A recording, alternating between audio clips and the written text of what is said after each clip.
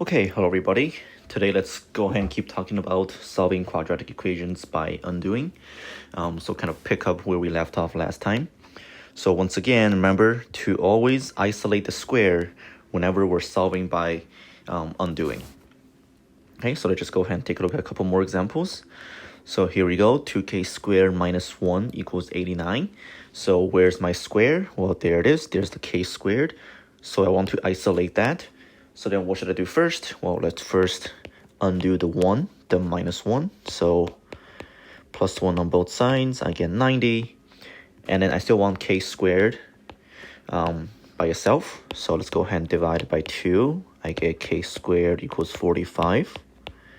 Okay, and now, so remember from last time, how do we undo this square? Well, the opposite of squaring something is square rooting. So let's go ahead and take the square root of both sides. So then I get k, but remember, k could be a positive or negative number. So make sure you have the plus or minus. And now square root of 45. 45 is not a perfect square, so the square root will not be an integer. But what we can do is we can simplify. So remember, you want to find the largest perfect square that can go evenly into 45. In this case, I think that's going to be 9.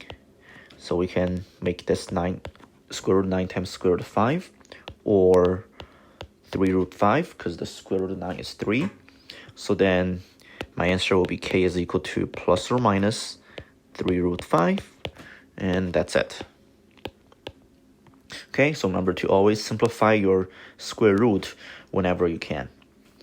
All right, let's go on to the one on the right. Okay, same thing. You want to isolate the square. So in this case, my square is here. It's a plus 6 squared. So I'm squaring that whole parentheses there. So I want to isolate that, which means I first need to get rid of this minus 4. I need to undo that. And then I'm left with 3 times a plus 6 squared equals 33. And I still want to get this a plus squared by itself. So a plus 6 squared. So let's divide by 3. And then I'm left with 11. And then again, once you're left with just a squared, we can undo that by square rooting. So let's take the square root of both sides. And then again, I'm just left with a plus 6. The square root and the square kind of cancel each other out. And then don't forget your plus or minus. Square root of 11.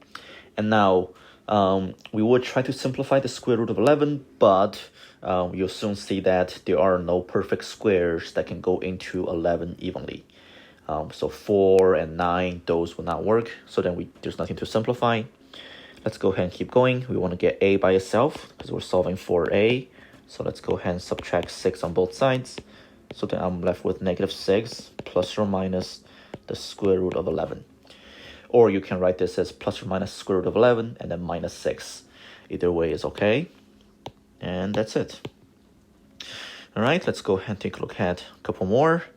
Again, all these, you solve them the same way each time. You want to isolate the square each time. So here I want to isolate 2x minus 5 squared. There's my squared. So let's go ahead and get that by itself. First by adding 14 on both sides. I get 1/2 2x minus 5 squared. And then that looks like positive 6. Okay, and then I still have this 1/2 in front. So how do I get rid of a fraction? So you always multiply by the reciprocal. Okay, so let's go ahead and multiply by 2 over 1, or just 2 on both sides. And then these will cancel out nicely. So then I'm left with 2x minus 5 squared equals 12. And then here we go. Once you have the square by itself, let's go ahead and square root both sides. So then I get 2x minus 5. Once again, make sure you have the plus or minus. Square root of 12. And now square root of 12, I think we can simplify because 4 can go into it, and 4 is a perfect square. So then that looks like 2 root 3. So then I should have 2x minus 5 is equal to plus or minus 2 root 3. And then to solve for x, let's go ahead and add 5 on both sides. So I get 2x is equal to 5 plus or minus 2 root 3. And then we still have the 2. So let's go ahead and divide everything by 2. And then let's go over here. So I get x is equal to 5 plus or minus 2 root 3 all over 2. Okay, so this again looks pretty messy, but let's just go ahead and leave it in this form. This is as simplified as can be. There's nothing else we can do. Right, so there's that one. And then let's look at one last example. And then if you like, you can actually pause the video right now and give that a try yourself. And then when you're ready, you can come back and check the answer to see how well you did. Okay, so I'm going to continue. Let's go ahead and isolate the square. In this case, I want to isolate this. So then we should first add 4 to both sides. So I get negative 5 4m plus 3 squared is equal to, that looks like negative 120. And then let's go ahead and divide, but make sure you divide by negative 5 because that's what's in front. So then I'm left with 4m plus 3 squared is equal to, and then this you can use your calculator, but I think we should end up with 24. And then once you have the square by itself, we all know what to do now. So let's go ahead and square root. Don't forget your plus or minus, square root 24. And in this case, I think that can also be simplified because 4 can go into it. So I should get plus or minus 2 root 6 is equal to 4m plus 3. And then now, again, solve for m. So let's first subtract 3 on both sides. I get 4m is equal to negative 3 plus or minus 2 root 6. And then one last step will be dividing by 4. So m should be negative 3 plus or minus 2 root 6 all over 4. Once again, this looks pretty messy, but we can just leave it in this form.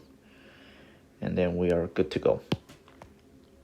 Okay, so that's pretty much it with solving quadratic equations by undoing, which is our third method of solving. We've seen how we can solve by factoring. We've seen solving by graphing, and now this is solving by undoing. And we've seen the advantage and the disadvantage of each method, right? So for example, a problem like the one we just did with a negative 5, 4m plus 3 squared minus 4. So there's no way we can do something like this by factoring, right? Because that'll be very, very messy. We first have to, multiply this guy out and then get one side equal to 0, and that will be a lot of work. And then solving by graphing will be pretty tricky as well, right? Because this right here is a pretty big number, so it's very hard to deal with. But solving by undoing, there were still a lot of steps, but I think it's much more manageable than if we use the other methods. So there is solving by undoing, I should say. Okay, so as always, make sure you're taking notes as you watch this, and then try the homework assignment for next time. And then as always, make sure you let me know if you have any questions. And other than that, have a great rest of your day, and I'll see you next time.